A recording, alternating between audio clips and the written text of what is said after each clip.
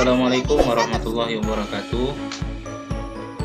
Kali ini dalam video pembelajaran ini saya akan menjelaskan bagaimana penyajian data dalam ilmu statistik. Penyajian data yang akan kita pelajari yaitu tabel distribusi frekuensi, yang kedua diagram batang garis dan lingkaran, kemudian histogram, poligon, dan kurva Ogib. Nah, yang akan kita bahas adalah dua saja, tabel distribusi frekuensi dan diagram. Untuk histogram kita lanjutkan pada video pembelajaran selanjutnya.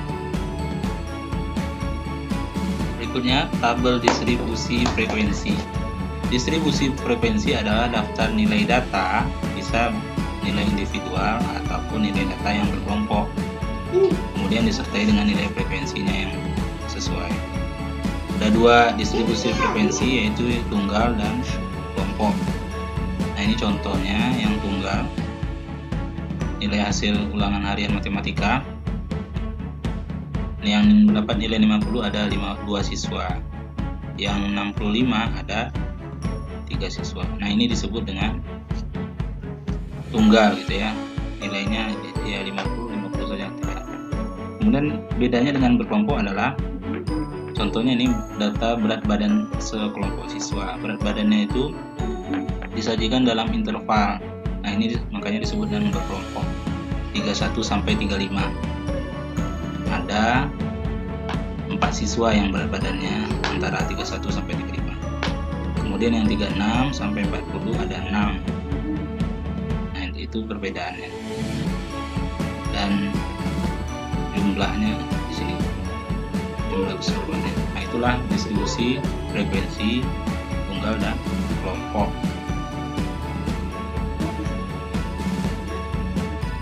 Kemudian bagaimana cara membuat tabel distribusi frekuensi? Nah, sekarang kita dikasih data berupa nilai ulangan matematika dari 40 siswa. Buatlah tabel distribusi dari data tersebut. Nah, caranya ada 3, yaitu dengan yang pertama kita tentukan dulu jangkauan data, yaitu data terbesar dikurang data terkecil. Kemudian yang kedua, kita tentukan banyak kelasnya dengan menggunakan aturan Stargers, yaitu K sama dengan 1 tambah 3,3 dikali log N. N-nya adalah banyak data. Di sini datanya ada 40. Berarti N-nya 40 ya. Nah, urutan kelas yang pertama dipastikan memuat datum terkecil, dan kelas terakhir memuat datum terbesar.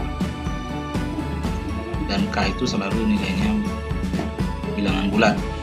Kemudian yang ketiga, angkanya kita tentukan panjang kelas, di mana panjang kelas itu adalah jangkauan dibagi banyak kelas, D dibagi K. Oke, kita cobakan bagaimana caranya. Yang pertama, jangkauan. Jangkauan sama dengan data terbesar dikurang data terkecil. Oke, data terbesarnya adalah 92, yang terkecilnya adalah 38. Berarti 92 dikurang 38, yaitu 54. Kemudian yang kedua, kita cari banyak kelasnya dengan K sama dengan 1 ditambah 3,3 dikali log N. N-nya 40. Kita cari log 40 dengan menggunakan tabel logaritma atau kalkulator Androidnya boleh, sehingga 3,3 dikali log 40 adalah 5,29. Jadi 1 tambah 5,29 adalah 6,29. Nah, kelebihan sedikit saja, itu dibulatkan ke atas, yaitu 7. Jadi pembulatannya tidak seperti biasa ya. Sedikit saja lebih kita bulatkan ke atas. Yang ketiga, panjang kelas, yaitu jangkauan dibagi banyak kelas. Jangkauannya 54 dibagi 7 sama dengan 8. Oke, berarti dari 3 langkah tersebut kita simpulkan panjang kelasnya nanti adalah 8, banyak kelasnya 7. Yang pertama kita tulis dulu 38, karena panjang kelasnya 8 berarti kita hitung dari 38, 39, 40, 41, 42, 43, 44, 45. Jadi sampai ke 45 ini panjangnya 8. Begitu juga ini 46 sampai 53. Oke, selanjutnya setelah selesai kita membuat banyak kelasnya harus 7 ya. Jadi 1, 2, 3, 4, 5, 6, 7. Jadi ada 7 kelas sesuai dengan langkah-langkah yang sudah kita selesaikan tadi. Selanjutnya kita tally mulai dari 65. 65 ini masuk ke kelas yang keempat sini. Masuk ke sini ya. Kemudian 55 masuk ke dalam kelas sini. Kita tally seperti layaknya menghitung suara pada pemilu. Jadi kalau sudah 5 suara kita ada 4, lalu yang kelimanya kita ikat. Nah, kalau sudah selesai kita rekap, maka frekuensinya yaitu kelas pertama 2, kelas kedua 9, kelas ketiga 7, kelas keempat 7. Lalu kita cek apakah betul jumlah keseluruhannya frekuensi ini. Kalau kita jumlahkan sama dengan 40.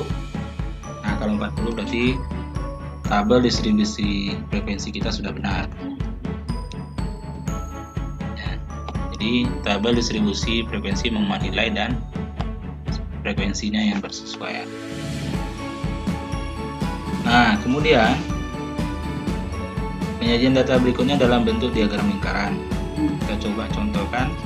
Diketahui tabel berikut menunjukkan banyak data SMK di 5 kota. Kota A, B, C, dan E. Nah, kita disuruh membuat dalam diagram lingkaran. Yang pertama, dalam bentuk derajat. Kita tahu bahwa satu putaran penuh adalah 360 derajat.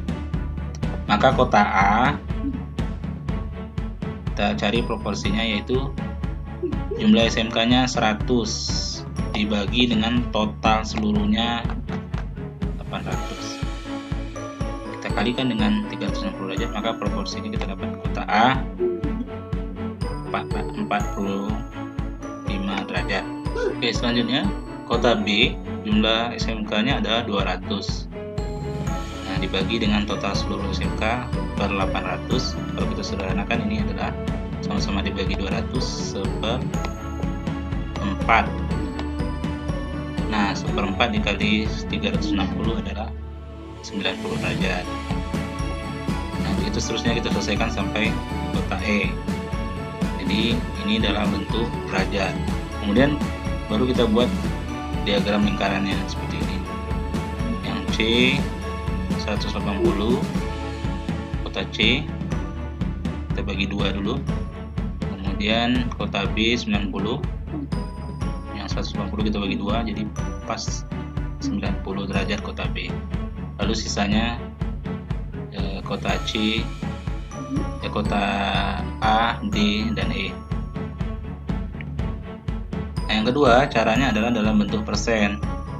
Kita tahu bahwa 1% penuh itu adalah 100%. Kita kali dengan 100%, sehingga proporsinya kota A dapat 12%, 25%, 40%, dan seterusnya.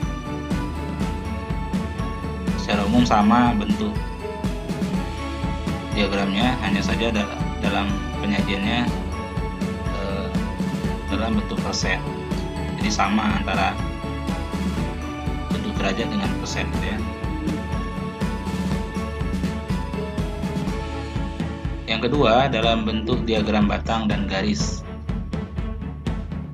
Nah, contoh, sajikan data berikut dalam bentuk diagram batang dan diagram garis. Ini data lulusan SMKY dari tahun 2013 sampai 2017. Oke, kita sajikan dalam bentuk diagram batang. Nah, yang bagian mendatar ini adalah tahun lulusnya. Kemudian yang horizontal ini adalah jumlah atau frekuensi dari lulusan. 2013 80, kita sesuaikan ini. Konteks ini adalah 80, yang pas 100, dan kemudian yang 2015 160, lebih sedikit dari 150 dan seterusnya. Ini namanya diagram batang. Kemudian yang kedua, diagram garis. Di titik-titik pertemuan antara tahun lulusan dengan frekuensinya ini, titiknya ini masing-masing antara tahun 2013 sampai 2017 kita hubungkan dengan garis. Nah, garis inilah yang disebut dengan diagram garis.